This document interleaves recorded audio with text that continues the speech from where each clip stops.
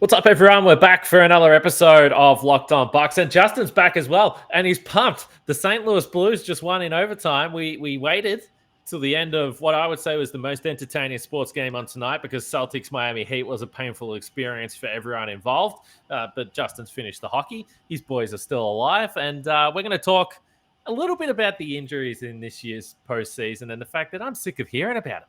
It's the conference finals. We don't need to keep talking about the injuries. We're also going to look at free agent wings that potentially the Bucks could look at. And how is the East looking? Is it actually looking like the East is going to be strong next year, or is it going to be pretty weak? I think it's an interesting question, so let's get started. You are Locked On Bucks, your daily Milwaukee Bucks podcast. Part of the Locked On Podcast Network, your team every day. Welcome to Locked On Bucks. I'm your host, Kane Pittman. You can see and hear me on this show Monday to Friday, even during the off-season, and find my work over at ESPN as well. And alongside me from the Bucks Radio Network, Justin Garcia.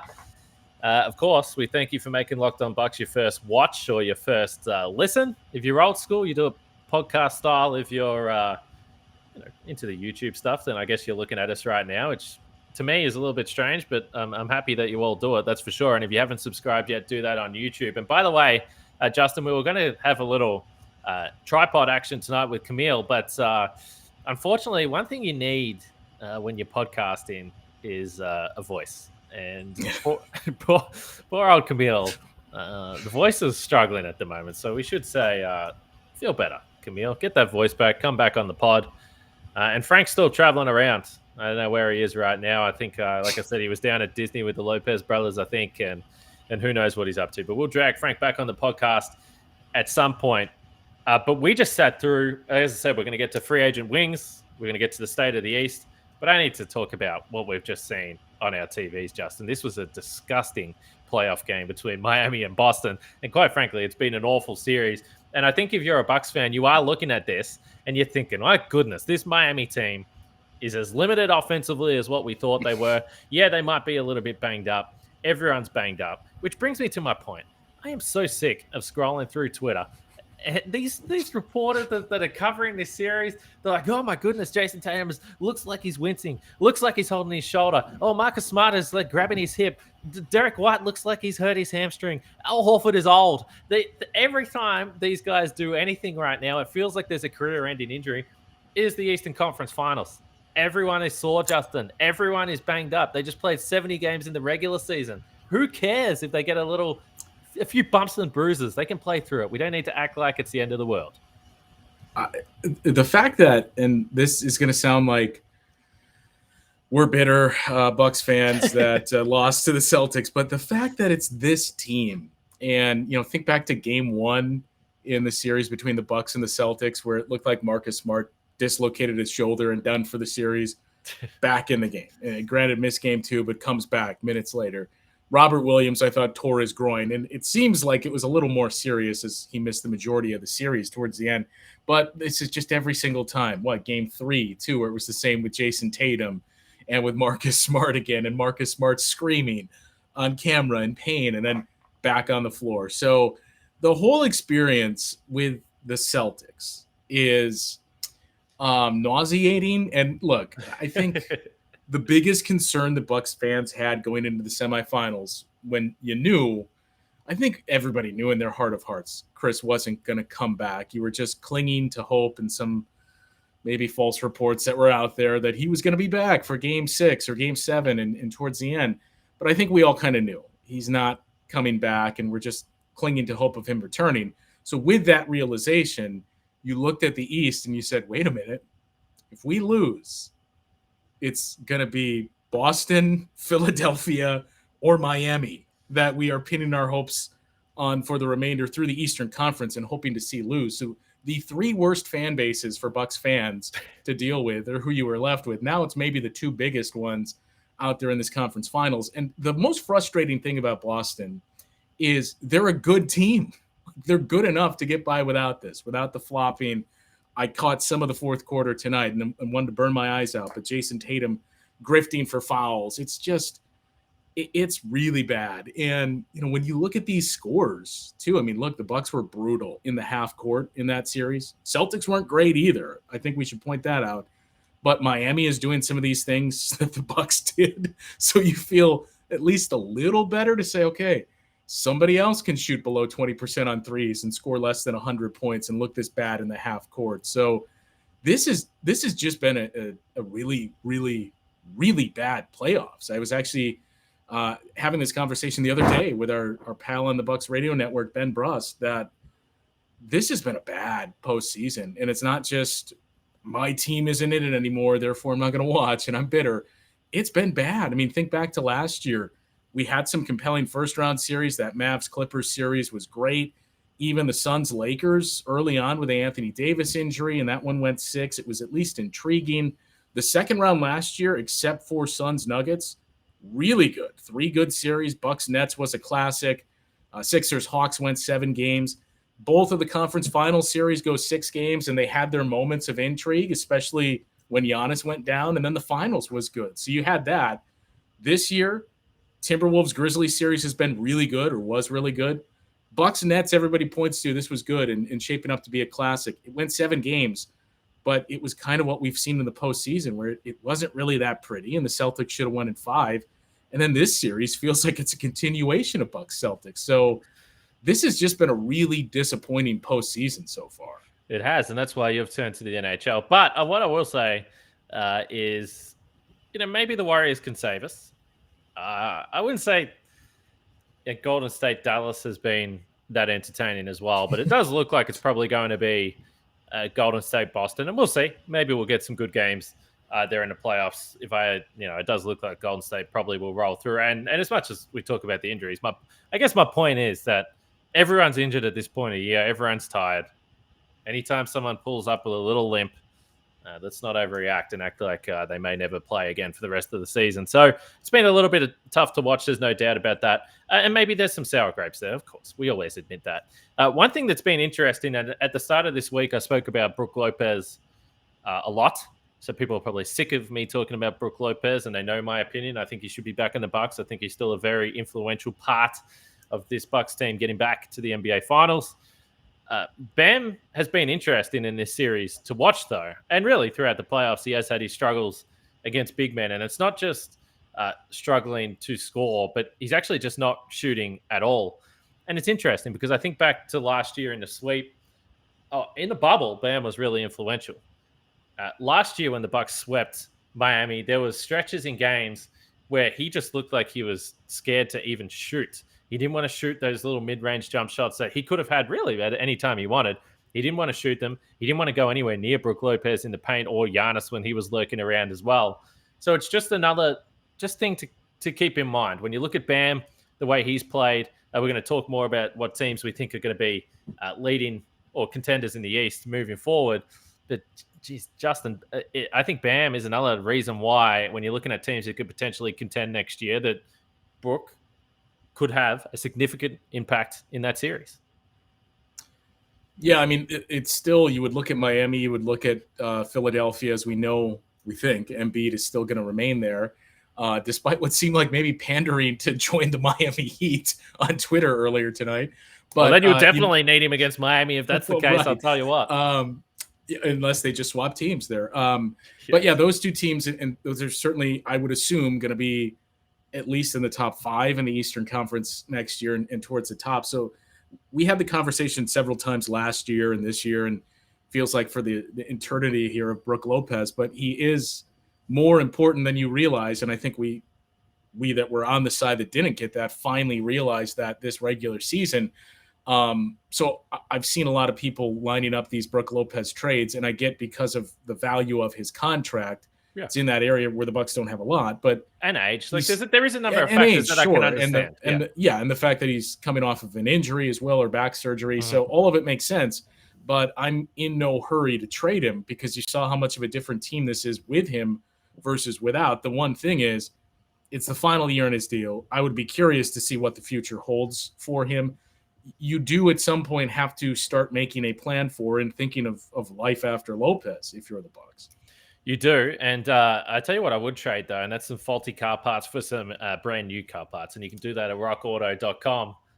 Family business has been serving auto parts customers for over 20 years. I was pretty happy with that one, honestly. Sometimes you can't come up with the transitions, but I think that one was pretty good, if I don't say so myself. You can. Why would you choose to spend 30%, 50%, even 100% more for the same parts from a chain store or car dealership?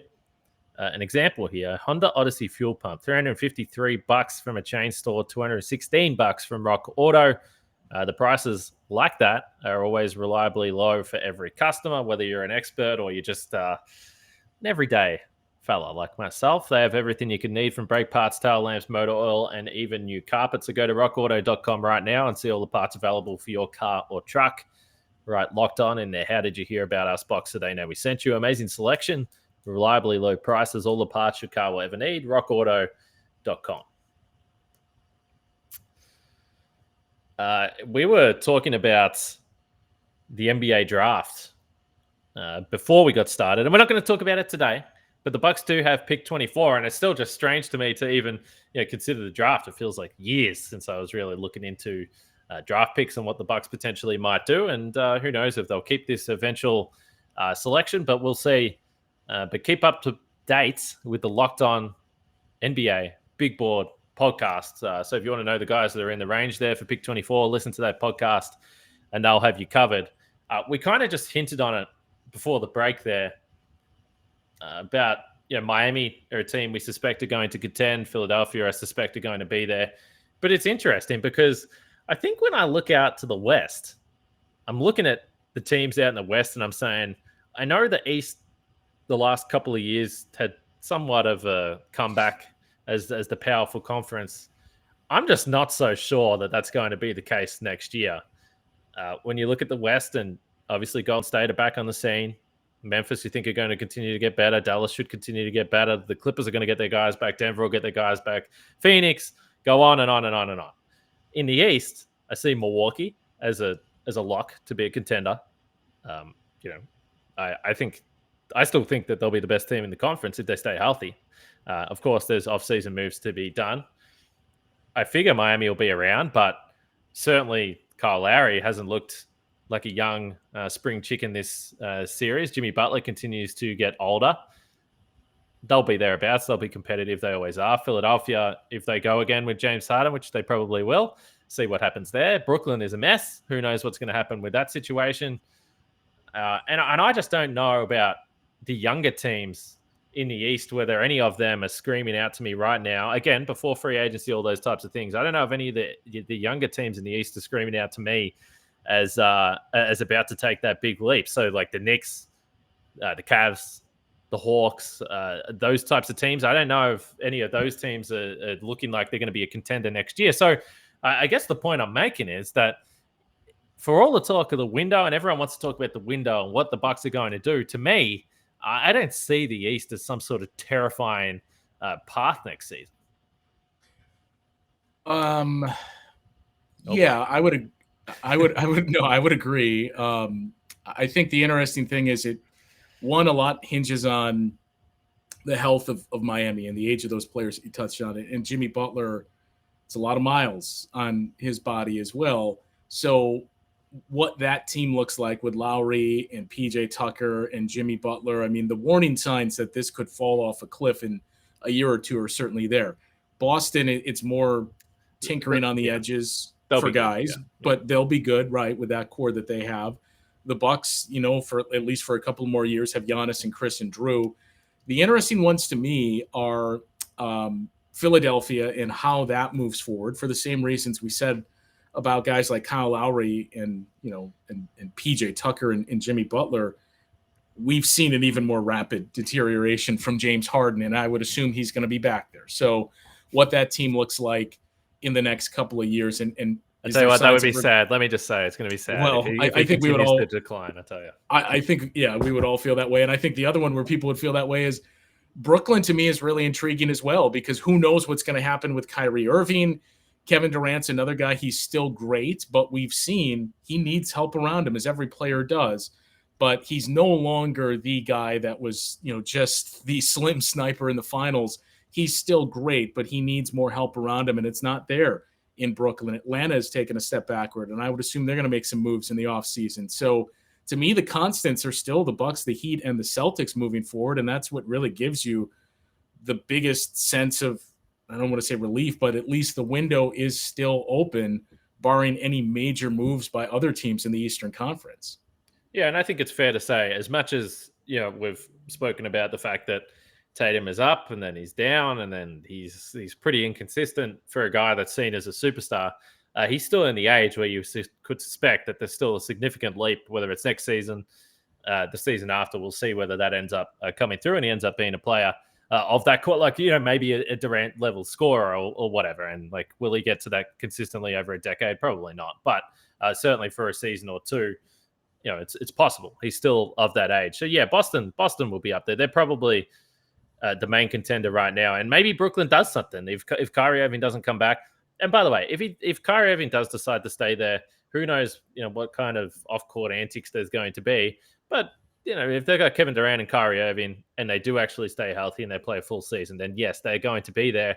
And who knows what happens with Ben Simmons. But it's not like at the beginning of last year where you looked and you're like, the Nets looked fantastic when they had Harden, Irving, and Durant on the floor. That it just never really happened. And you were just like, oh my goodness, this team is genuinely. And people try and say that, no, I wasn't worried about Brooklyn. They were scintillating when those three played together, and they were a team to be feared. I don't think there's a team to be feared. I think it was basically the exact same way that I certainly felt about this series against the Celtics without Chris. I think we should add the caveat there. But I think it was the exact same way Bucks fans felt going into that, where you thought, all right, I don't expect to beat this team, but let's see how this team stacks up against them, especially last year with that trio and the moves the Bucks made. You thought, okay, it's still going to be really tough. I think I picked the Nets to win in 7 in that series. But I'm curious to see how this team responds against them. It was the same as with the Celtics, where you knew without Chris, this is going to be incredibly tough. I think the Celtics will win, but let's see what type of test the Bucks can give them.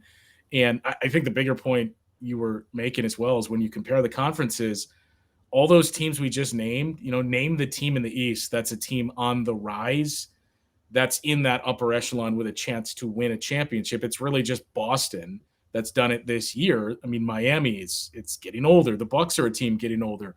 Joel Embiid is getting older as well, and James Harden certainly is. And what we said about Brooklyn, they're in that camp. In the West, it's the opposite, where basically outside of the Suns, it's mostly teams that are at least younger and just starting to experience winning, or they've blended that veteran with young guys like what the Warriors are doing. Yeah, Memphis is obviously already there.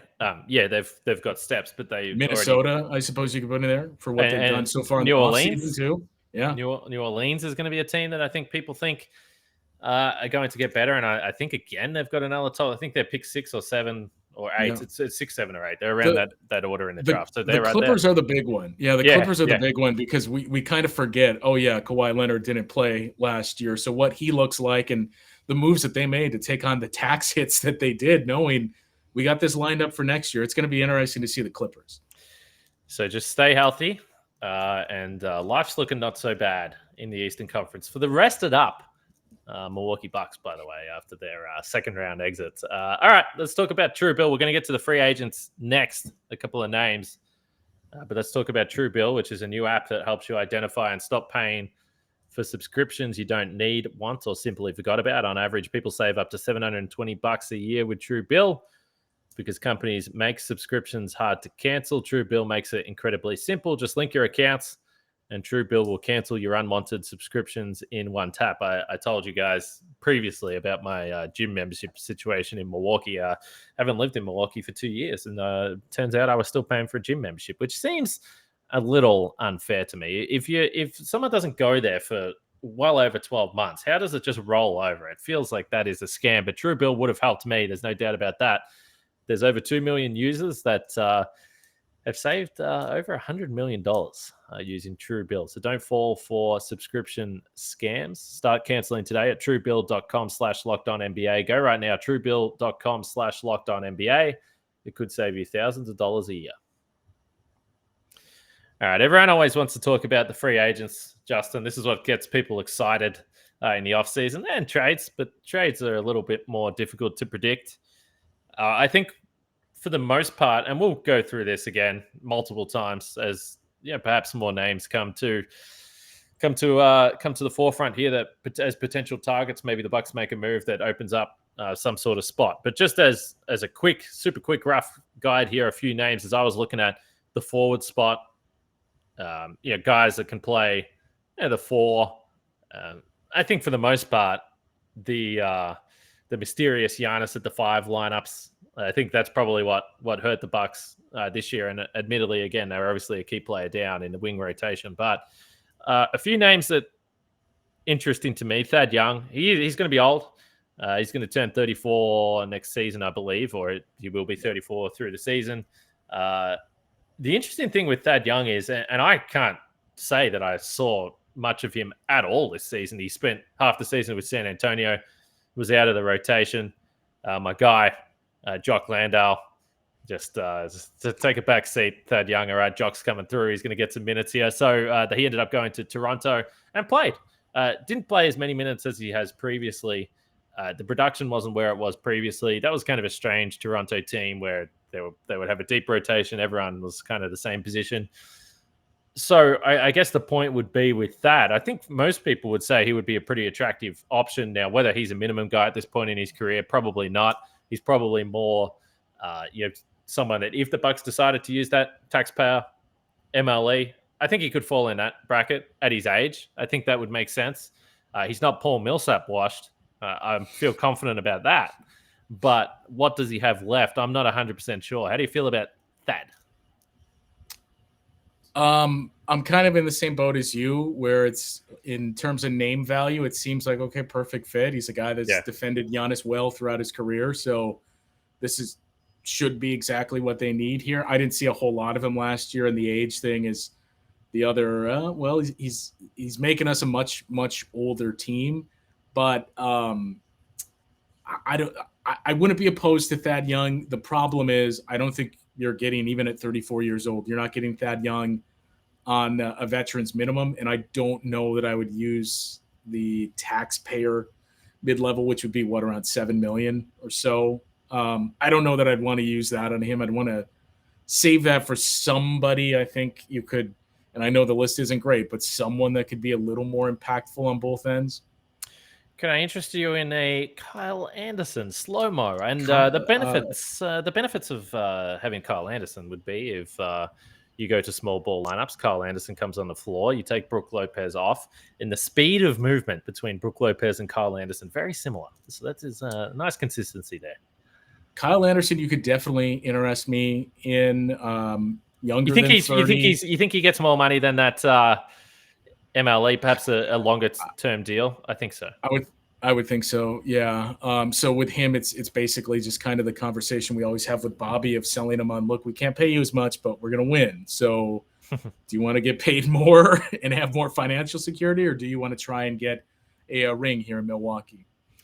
And obviously he played, as I just look it up here, 69 games, 22 minutes a night for Memphis this season. And quite honestly, I mean, it's a pretty attractive situation probably to stay in Memphis as well. So it'll be interesting to see what actually happens there. What about an absolute wild card? TJ Warren has played 4 games since the bubble, and which is kind of funny because the way that man was playing in the bubble, he looked like he had multiple MVPs in his future. Yeah, it was Michael Jordan in the bubble. I mean, TJ Warren again would definitely excite me. And so I think, do you think he's a minimum? I mean, he hasn't played in 2 years. How could you possibly, as a franchise, maybe if you're a poor franchise, pay him a little bit more? But so the thing about about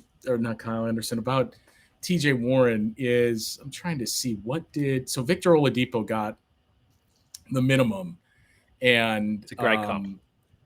I think that's what it's going to be. Is he goes to a team because some of that kind of came out as well in Indiana that he just wanted to win. So he is a guy I think you could potentially get for one of those type of prove it deals that, we got this guy for this year. What you thought you had with Bobby Portis too, where we got him for this year, but it's going to be good news, bad news if he really blows up. Good news is he helps us and makes us much better. Bad news is we probably can't retain him next year.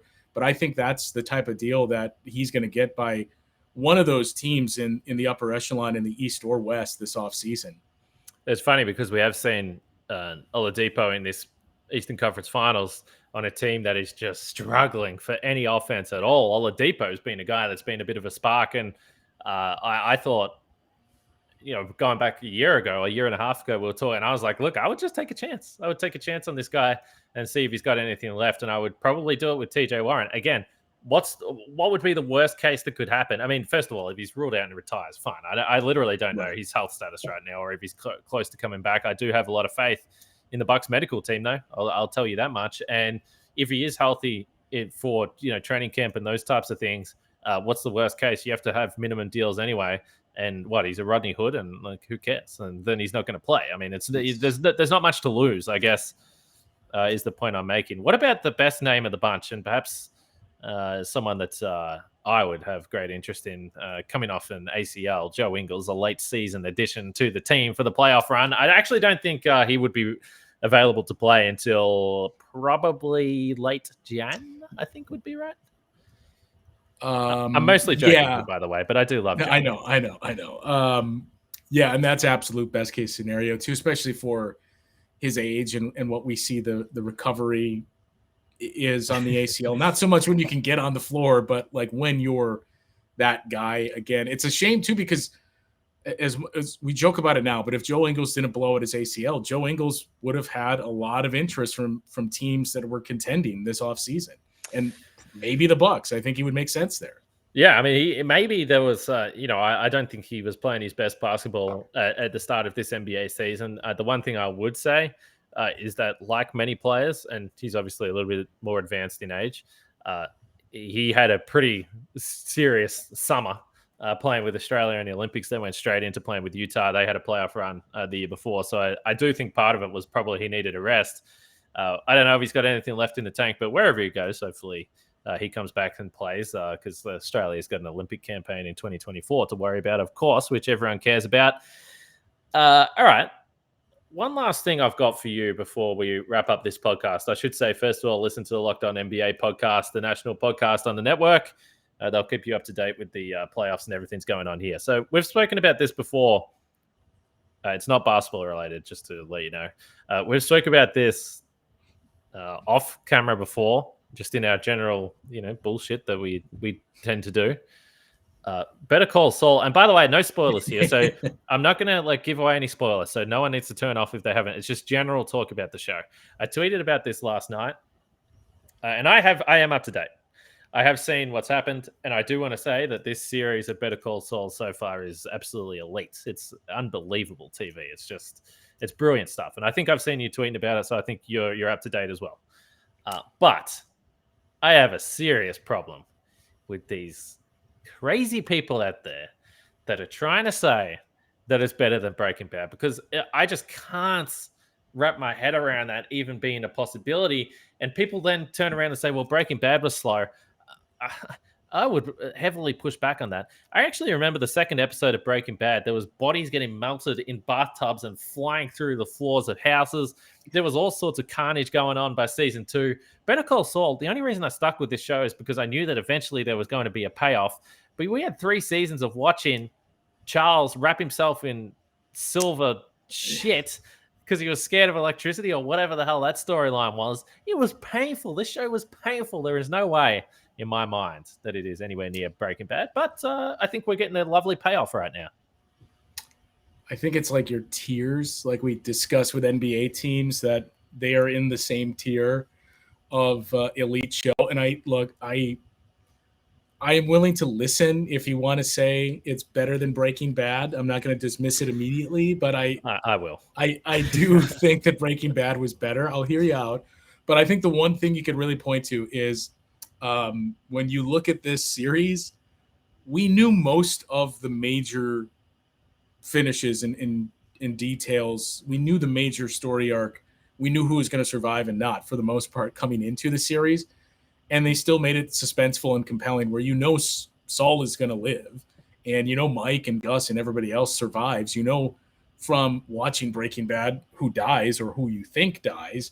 And yet every week, especially this season, it's still like, I don't know how this is going to end. So in that regard, I can see where you'd say, man, what they're doing with this, it's better. But I would contend the fact that it came first and set up this entire universe and gave us more and more TV like that during that wave of television really taking over. I would contend that means Breaking Bad is better. But yeah, it's incredible. And the worst part is, so I haven't seen a whole lot of NBA playoffs because of hockey, though that could be ending Friday. So I was watching the game because the Blues played at 8 o'clock or 8:50 was when the puck dropped.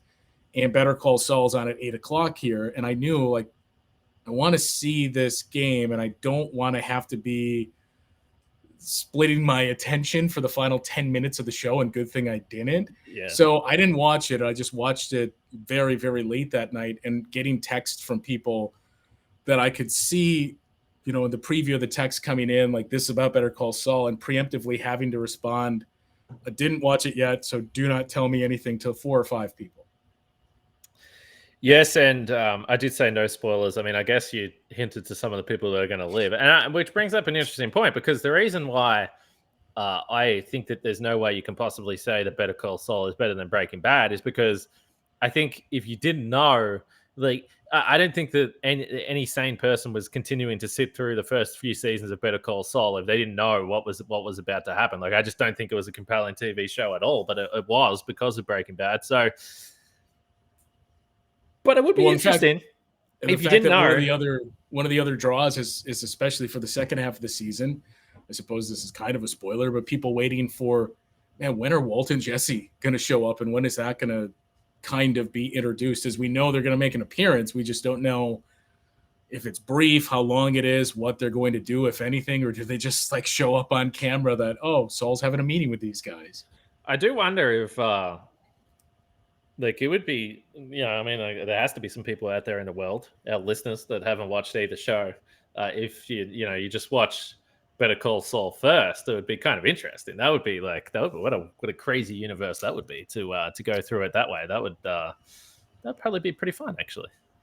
If you don't know these guys, if you just start an actual order of the timeline events. The other interesting thing is how it's the prequel, and it's very obvious that every single person that appeared in both series is much older in real life than they were when this series first aired, and yet we're just willing to accept it of like, yeah, Bob Odenkirk, man, he looks great, he's trim, he looks totally different, older, but yeah, this happened before Breaking Bad. Well, in the middle of my rage tweeting last night about it, I did actually think to myself, you know what, I'm going to watch Breaking Bad again, but I do already know what happened in the first 2 seasons. So I'm like, I'm going to skip that. I don't want to go through the whole series. It'll take me forever. So I started from season 3, and that was the first thing I noticed when I saw Saul Goodman. I was like, man, he's looking pretty good. He's aged well. He's looking fantastic. All right, we don't do that very often. Frank will be very disappointed with me that I spoke about TV when he's not on the podcast, but hopefully Frank's back here soon. Hopefully everything's going well with whatever the hell he's up to, but we'll speak to him soon. Justin, always a pleasure. Like I said, Camille, and rest the voice. We need you back on the podcast as always. Hit us up in the comments. Let us know what you want us to talk about as we keep on rolling, and we will catch you guys tomorrow.